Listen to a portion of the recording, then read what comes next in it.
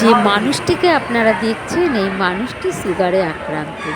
এই মানুষটির সঙ্গে যখন আমি সামনে এসে কথা বলছি তখন দেখতে পেলাম তার জিভে মুখে থকথকে ঘা, পুরো রক্তের মতো লাল হয়ে রয়েছে। আমি তাকে জিজ্ঞাসা করলাম, তোমার মুখে কি হয়েছে এগুলো? তখন উনি আমাকে জানালেন যে আমার বহু বছর ধরে সুগার, আমি এখন আর কাজ করতে পারি না। পাশে একটা হোটেলে আগে বাসন মাজার কাজ করতাম। এত সুগার বাড়াবাড়ি আমার মুখে গলায় ঠোঁটে ঘা হয়ে গিয়েছে বলে তারা আমাকে কাজ থেকে ছাড়িয়ে দিয়েছে। তারপরেও বললেন, আমাকে সবাই খাবার দিয়ে যায় কিন্তু আমি খেতে পারি না। পাশে তাকিয়ে দেখলাম শুকনো পাউরুটি, কিছু ভাত, কিছু মুড়ি পড়ে রয়েছে। পাশে কিছু খাবার পড়ে থাকা সত্ত্বেও মানুষটি খাবার তুলে চাবিয়ে গিলে খেতে পারছে না। তার গলায় ব্যথা, সে ঠোঁটে দিয়ে চাবিয়ে কোনো কিছু গিলতে পারছে না। এই মানুষটির এখন ট্রিটমেন্টের দরকার, কিন্তু আমরা এতটাই অসহায় যে কিছু করতে পারি না কারোর জন্য। তো মানুষটির সঙ্গে কথা বলে আজকে এতটাই কষ্ট লাগলো বলে বোঝানো যাবে না। পায়ে ব্যান্ডেজ করা কেন? ও পায়ে ঘা আছে, ঘায়ের জন্য ওষুধ খাচ্ছ? আগের থেকে ব্যথা কমেছে? ওখানে তো মাছি বসছে, ওখানে মাছি বসলে কমবে না, একটু গামছাটা দিয়ে নেড়ে চেড়ে দেবে। হ্যাঁ, ওখানে মাছি বসতে দিও না, তাহলে তোমার কিন্তু তাড়াতাড়ি শুকোবে না, ঠিক আছে? পাটা কবে ব্যান্ডেজ করেছো? কে করে দেয় তোমার পায়ে ব্যান্ডেজ? ঠাকুমা করে দেয়? সাবধানে থাকবে, মাছি পড়ছে তো, মাছিগুলো তাড়াও। মাছি না তাড়ালে তো কমবে না।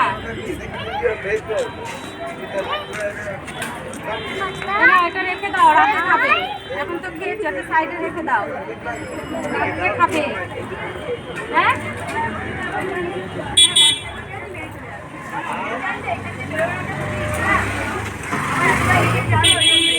খাবে না। এটা ধর তো, ধর এটা ধর।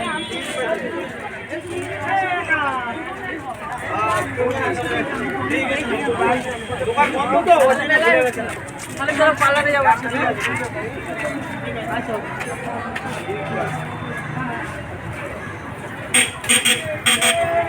রাতে কোথায় থাকো?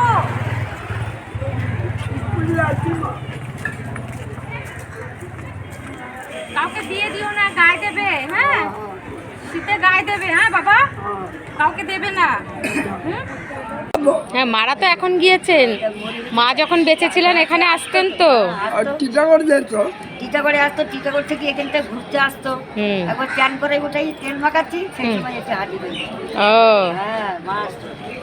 মায়ের কথা আজকে কাকু বলছিলেন, বলছে আমাকে জিজ্ঞাসা করছে তুমি কি মাদার টেরেজাকে চেনো? বলছে আমার মা মাদার টেরেজা। জগদ্ধরণী ছিল মা, ওটার সেবা করেছে, অনেক সেবা করেছে। যত কুড়িয়া একটু ঘেন্না করতো না, কোলে করে নিয়ে দুধ খাওয়ানো, সেবা করা, ওষুধ খাওয়ানো সব করতো।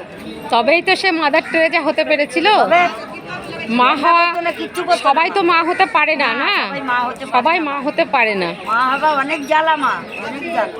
আমরা তো বুঝছি সন্তানে মা হই, আমরা বুঝছি মা সন্তান কি জিনিস, সন্তান কেমনি ভাবে মানুষ হতে হয়। ভালো থেকো মা, সুস্থ থেকো। আর কাকাকে যত্ন করো। কাকার পায়ে কি হয়েছে আমি বলেছি কাকাকে ওই ইয়েগুলোকে ভালো করে কম্বলটা দিয়ে ঢাকা দিয়ে দিতে, পায়ে ফোড়াগুলো ওখানে মাছি বসছে, শুকোতে দেরি হবে। আর তুমি কাকার অনেক যত্ন করো, কিন্তু একবার হারিয়ে ফেললে আর পাবে না। কিন্তু একবার হারিয়ে ফেললে মাথার ওপর থেকে বট গাছটা চলে যাবে। কিন্তু ভালো থেকো, দুজনেই ভালো থেকো। আসি মা।